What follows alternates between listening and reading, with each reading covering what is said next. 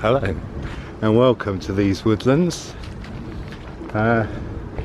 This track we're on is a permissive path, so we're only able to walk on it at the courtesy of the owners of the woodlands. So whoever owns this, thank you very much. Please continue to allow public access. It brings people more joy than you could put a price on, so thank you for that. I stopped so you can enjoy this. We will be moving away from the road, so don't worry. As you can see, we're heading further down. The road is going away from us, and I don't even know, I'm not sure where the road was, but one thing I do know is that I think I wasn't on the path I thought I was on. I thought I was on that path there, and I wasn't. I was on the one higher up. But even so, no, yeah, maybe, yeah. I think so. I should have been coming around here, but I didn't. So this is called something cot wood, I think. Coomcut wood, I don't know, something like that. Well, this is nice, isn't it? This is very Lord of the Ringsy.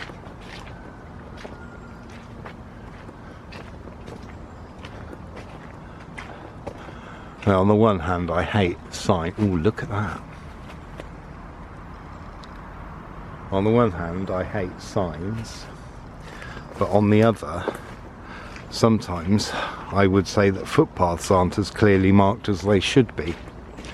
But if landowners don't have any problem with you walking accidentally across their land, then I don't think there's a problem, is there? Okay, so yeah, we should have been coming. I should have been wandering down there. That's where I should have been going. Now I'm torn. I'm torn, mate. I'm torn. I don't know what to do now.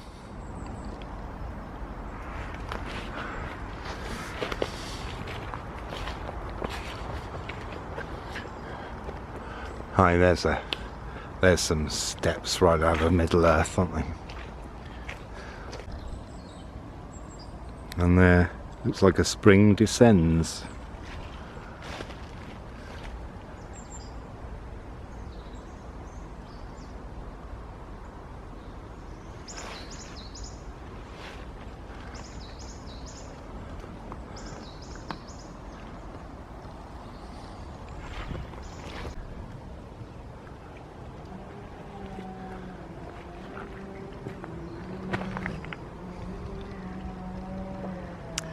I'm sorry for the noise.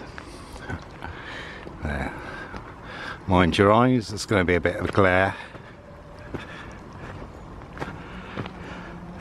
I watched as the light disappeared from the ferns. I thought, oh, that'll be a nice start to a new battery and for the next, section of footage. But no. No. I forgot the sun moves. No, wait, I forgot, the earth moves under my skin. Now, according to my map, there's a footpath partway up here, but, well, let's have a look, shall we?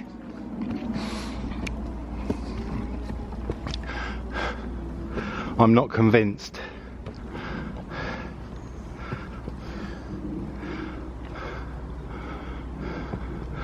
No. No. There isn't.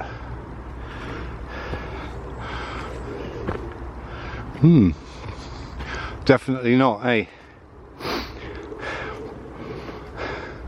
This is, because that's the top. Okay. I needed to know. That's interesting. And I know this footpath is the one because it comes from over the field, past the barns that were there. That's on the video before this. And then before we get to here, the path goes off into there, but it doesn't, does it? And this is what makes, and it's a new OS map. It's the, you know, it's the recent one that I use. Anyway, don't care. Well, I do really, because it changes my route. Unless I come back and I go through there, actually. We may, I give you a warning now. We may be retracing our steps. There you go, had a little wander up the elven steps. No, they're not. Sorry, elven steps would be far better, wouldn't they? I've just discussed this. Sometimes I really don't listen to myself.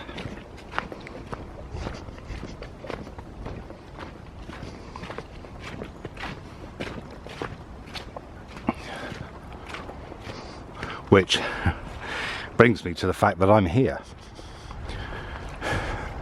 Apologies for the road.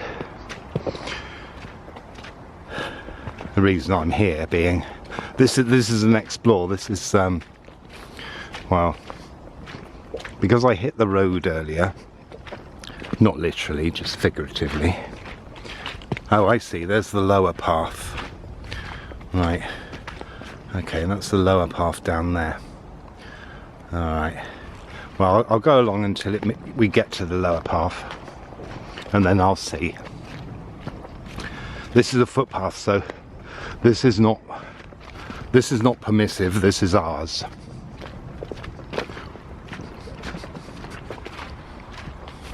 And we can come along here.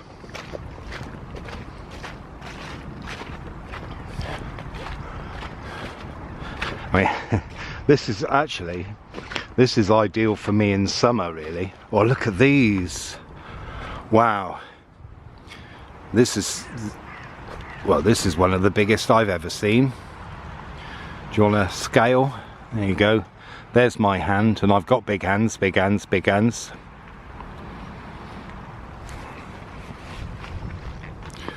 Yeah, wow. That might be the title of the video. Anyone get the reference? Wow. Brings me neatly onto a video I wanted to do, actually. Because when I started the channel, there were a number of things that I wanted to get in there. One of which, because it's part of my story, you know, this channel is basically my autobiography. Mostly, not mostly. It kind of is, as well as other things. So I thought today, seeing as I've just started by accident, sometimes I think my videos make themselves. I've started by accident, so I will carry on. And that is, let's talk about the bands that influenced me and shaped me. So if we go back to the beginning, I've already spoken about this. There's a couple of bands, obviously, which if you've watched the channel enough, you would know. The first one is, this is so familiar, this area. Do you ever go places and you get that? The first one is the band Sweet. Not the Sweet, Sweet. That's what they are, Sweet. And what will go now is a look at the Sweet albums I have on record and CD. There you go. just proving, oh, look at that, I've never seen anything like that. That's lovely. It's a bit monoculture, but amazing to see all that fern. So they were one of the bands that shaped me first. Following on, not long after that,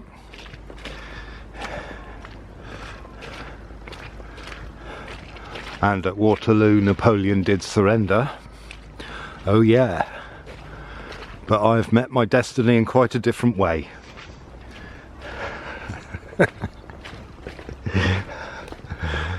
And even now I love it. Me and my oldest male friends, we converse in song lyrics and music. Ooh, it's a sequoia, isn't it? Yes, it is. Unusual, but there it is. There is one. I did think there was some, yeah. I just found some leafies.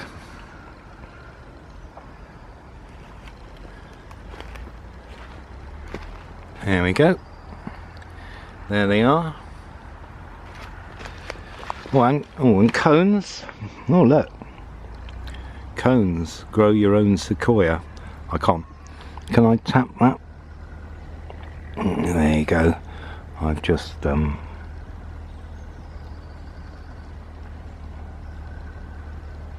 focused with my nose.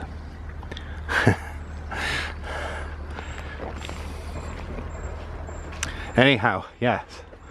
So back to where I was. So they were the two major ones at the start of my life.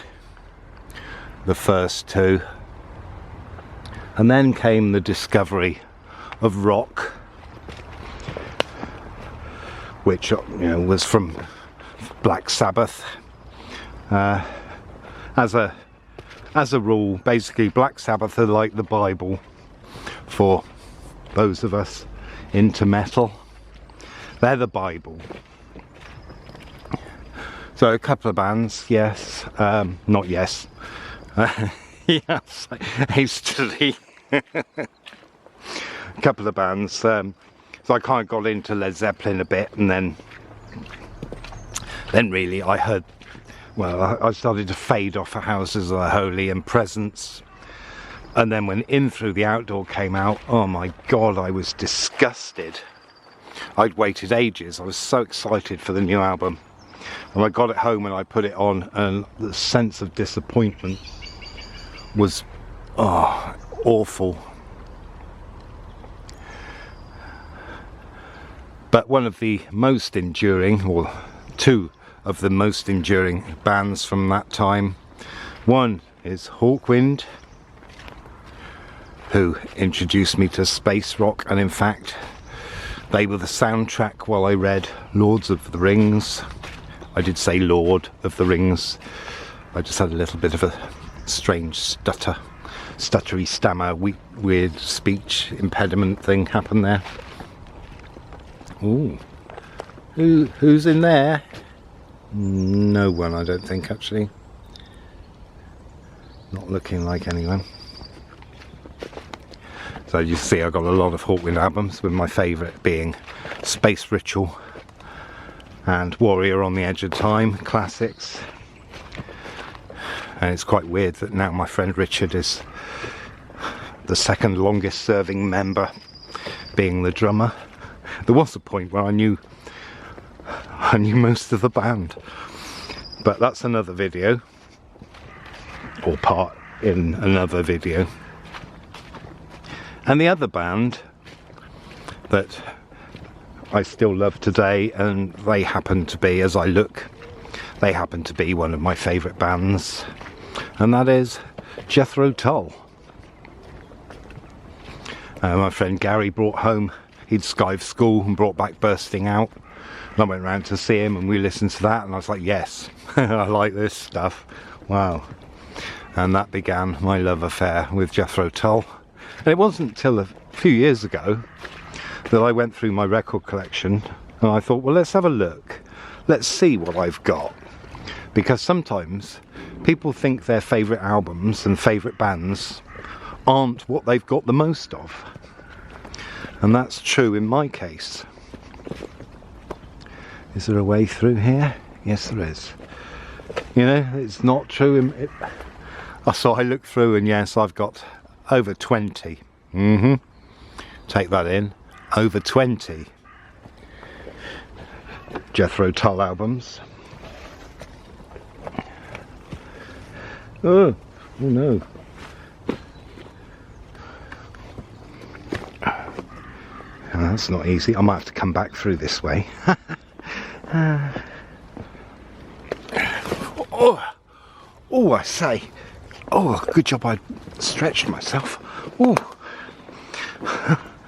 Oh. Blimey, Gloria. Oh. That was a bit of a stretch. So there you go, that's Jethro Tull. And Hawkwind, who I still love today, you know. And then, well, like I said, I totally fell out of love with Led Zeppelin, completely. And in fact, I remember Robert Plant playing at Ashton Court Festival and I didn't even bother hanging around waiting and seeing him. Not interested. I lost, you know, that was it. Lost me completely. I'm out of there, thanks very much. But Physical Graffiti, the peak of excellence. Look at that idyllic country scene. Gone quite a way away now. Still got quite a lot. I've got to walk all the way along, past where we can see there. Okay, well, I'm coming along the lower path. At some point I think it meets upwards. I better check that, hadn't I? Yes, I had. Okay. And then, well, then now we're into the 80s. And obviously I'm going to mention this in another video, but let's do this now since we're talking my favourite bands and not going through my musical journey as such. But 1980, I'm sure many of you know, was actually a peak year for music. If you're not sure about that, just go and look up albums released in 1980. Really, you know, some of them I'm not interested in, but others I am, and you know, I'm sure people are really interested in others. Have a look. What a year, amazing.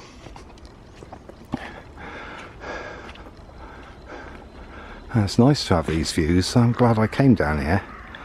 Changes the scenery a bit, doesn't it?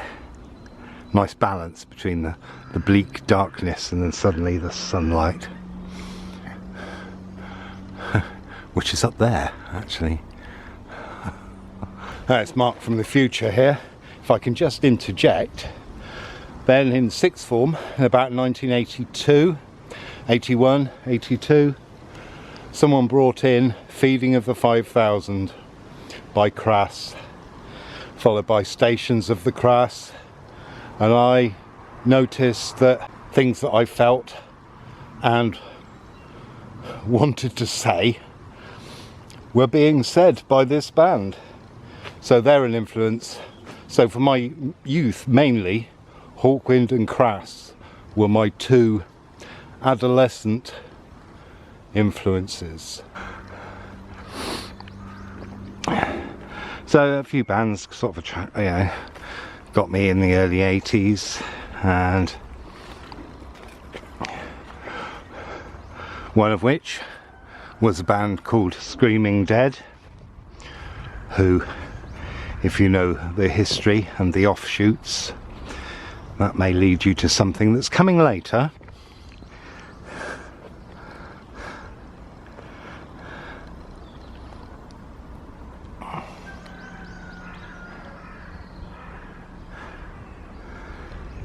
And the other one was, both of these I've mentioned in another video, both of these were demo tapes, and the second of which was Blythe Power. So I can go there because, there you go, I'm partial to Blythe Power quite a lot. They're one of those bands I can put any album on and that's it, fine. Which one do you want to hear? Any will do. Pop it on. Love them all. Yeah, not many bands you can say that about. The Fall, obviously, that's another one. But they're not in this list. Killing Joke, even. They're another one. But again, they're not in this list, even though I love them. I'm talking my absolute favourites here, not, you know, the ones I couldn't live without. And then 1984 happened, which is actually, in my life, 1984 is a crucial musical year. I'll mention this here now because it's 1984 and the world's gone dead. Or rather, it's 1984 and it's all gone dead. That's a quote from Subhumans and Dick, who used to stay in our flat sometimes. But again, that's another video. Yeah, 1984 marks a real crossover period for me where I thought music had died. I'm not joking, there were a few bands. And then just after that my father died, so it was quite a difficult year. And then a few months later the Beanfield happened, so it was a very difficult year, without question. Anyway, around the time my father died, I met someone called Joe, and again that's going to be another story because it's quite relevant. I'll do that one day, maybe in the appropriate place if there is one. And he introduced me to what became one of my favourite bands, and that is Christian Death. Loved it because of the name, loved the music, loved it, still do. Which is your favourite era? Ros Williams obviously, but I don't mind Valor. So there you go, I like it all. It's just different. If I had to choose, obviously it would be the Ros Williams. And as you can see, I've got one or two of their albums. And after doing a little bit of research, I would have been at school in the same year as Ros Williams, interestingly. And I don't doubt for a moment that we would have got on.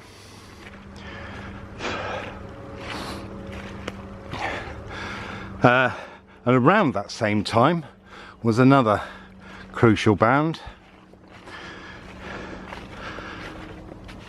that burst onto the scene that I came in.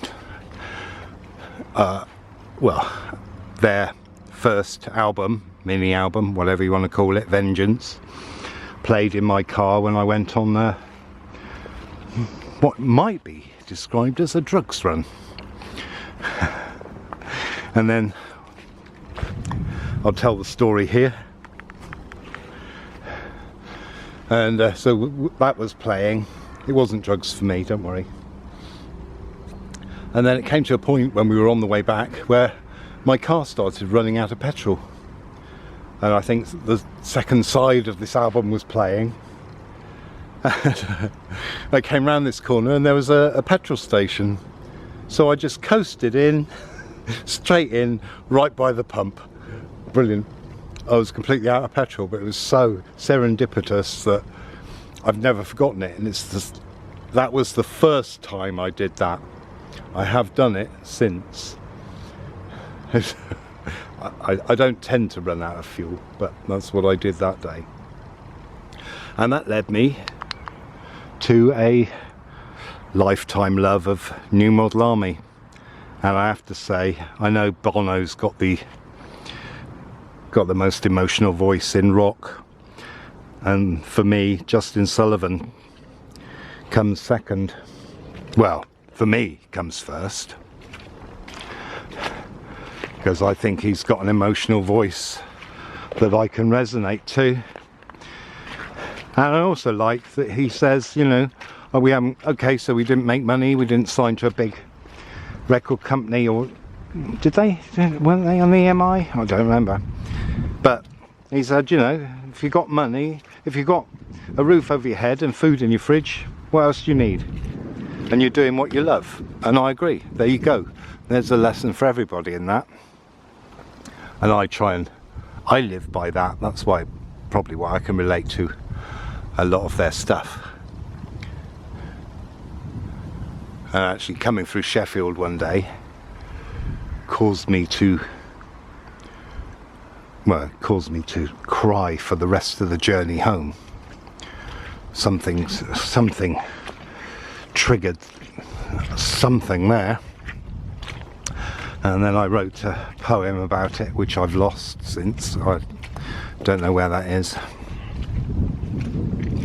So there you go, New Model Army and Christian Death. And then, as I was saying, you know, music died then for me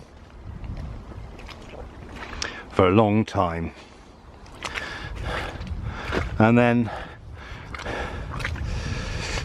the next band that I really love, the next time I had anything like that hit me was, although, you know, there's been bands and music I like, you know, the Levellers, Hole, that I'm just coming out with stuff off the top of my head. The next one that really did it for me was in 2005. Bit late to the party, but you know, I thought music was dead. And at the time also, I didn't have money to spend. I didn't have extra money to spend on albums, or else I would have got the band that's coming at the end. I would have got their first 2 albums. And what happened in 2005, I was around a friend's house and she put on an album, and I was, oh yeah, this is excellent, I love it. And that was Cradle of Filth, Nymphetamine, which I now have, I think, 3 copies of. I just think it's brilliant. I love it all. I mean, I'm torn between that and Midian sometimes, but I think because of, it's not necessarily whether anything's a better album, it's what it means to you.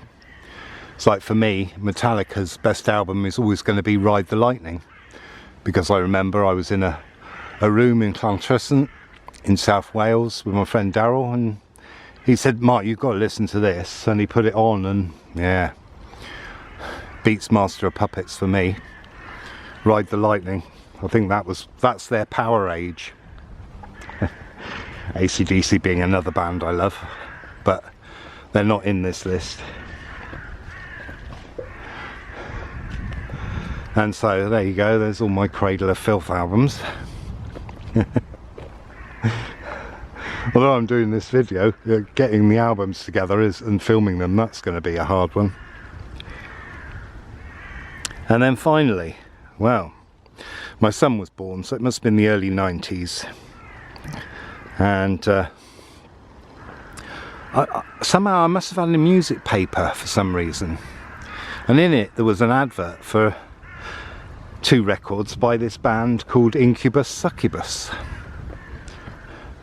And I instantly went, yes, love it, because Incubus Succubus, that's like a male and female name combined, and I love that. That's right up my street. That's my art could be described as being that, a blending of male and female. Everything I've ever created has that male-female balance to it. And I knew, because one album was called Beltane and the other album was called Witches, with a Y, and I just knew I was going to love them. Anyway, this was sort of the late 80s, early 90s, and I didn't have the money. And also, there was no record shop that was selling any of their stuff, so again, that wasn't until 2011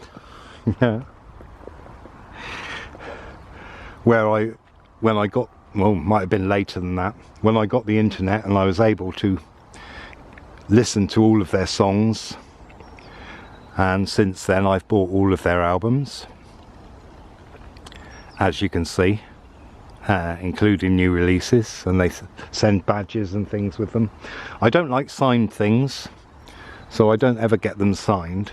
I don't know, it's just I don't like signed things. It's weird, I'm weird like that. But the interesting thing, and if I can just do a little callback,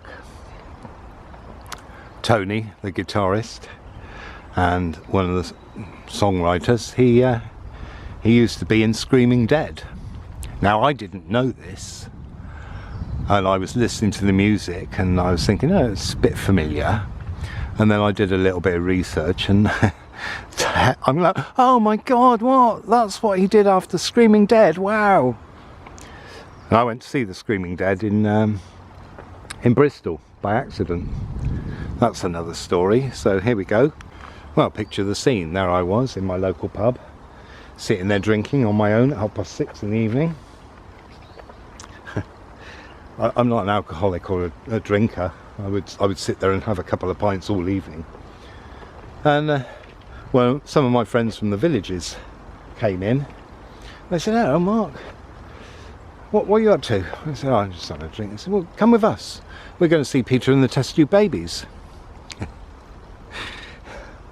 I was like, "Come with us." "Oh, I don't know. "Yeah, come on, it'll be great." So we went.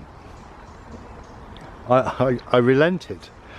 And I tell you what, it was quite scary at some point, because there was like all these skinheads from Bristol and me with all my long hair and beard. And I was sat at the table, I don't know where everyone had gone, and I was on my own, and there was a few packets of tobacco and cigarettes, and this gang of skinheads, and they came over to me, and they're like, "Are these your fags, mate?" And I went, "No." And they went off. I can't tell you how scared I was. Anyway, they were fine, and I was a bit belligerent saying no, so maybe that helped me. Anyway, and then the support band came on, and it turned out to be none other than Screaming Dead. So I was made up. I was like, oh, what? I can't believe this. It's my favourite band. You know, I even had Damn Generation on the back of my jacket, as some who may be watching this might remember. And now I'm a big fan of Incubus Succubus. I would say they're probably my favourite band.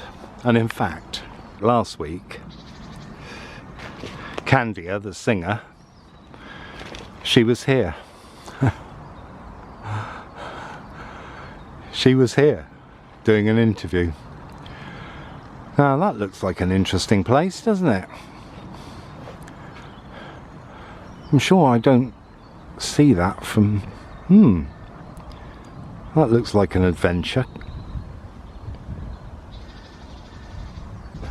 And talking of beautiful voices in rock, my favourite female voice must be Emmylou Harris, closely followed probably by Joni Mitchell, but maybe she'll be third, and then Candia from Incubus Succubus. Something about her voice, I think she's a bit of an alto-y voice, isn't it? It just it touches those parts. Wow, this is nice. From up on the hill, that doesn't look like that, but maybe I'm not even looking at it at any point. There's where we've come from, in this bit, well, where we turned round was, I can't even see it, somewhere there, that corner, but we have come through the top there, and seeing as I can't see the village, we still have a way to go. And now we come to more recent discoveries of newer bands, one of which is sadly no more due to the war in Ukraine, but they are one of my new favourite bands, are, I don't know how to say it. Some of you, if you're watching from Austria, you might know them, and that is Ruskaya, who are partly Russian, partly Austrian, partly German, and they do what is described as Russian ska punk and fanfare music. It's brilliant, I love it, absolutely love it.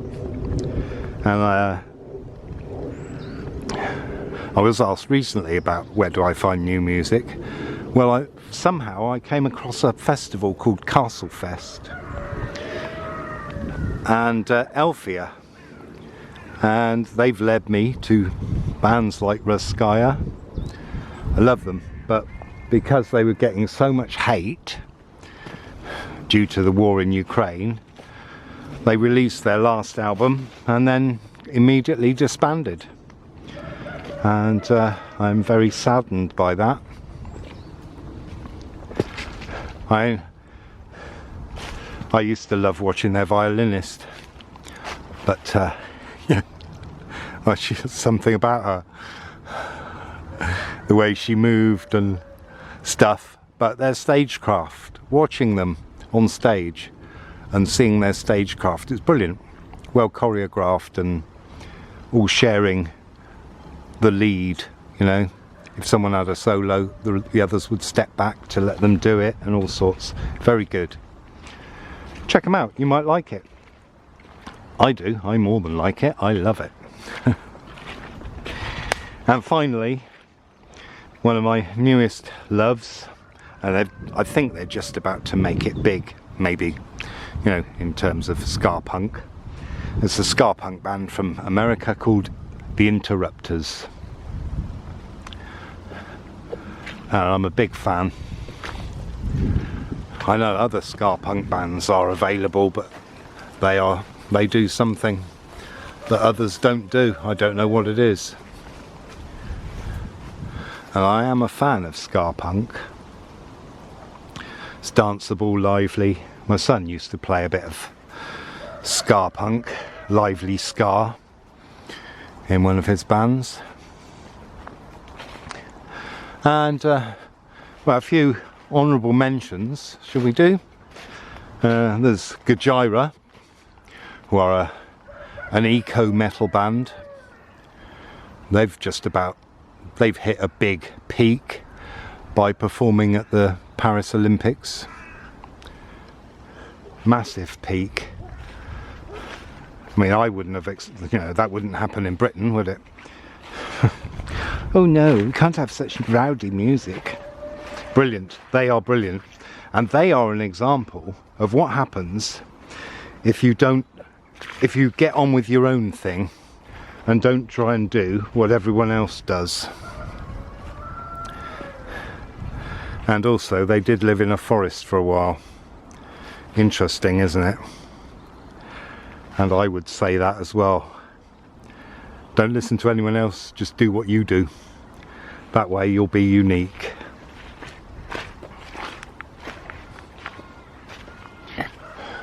Well, there you go.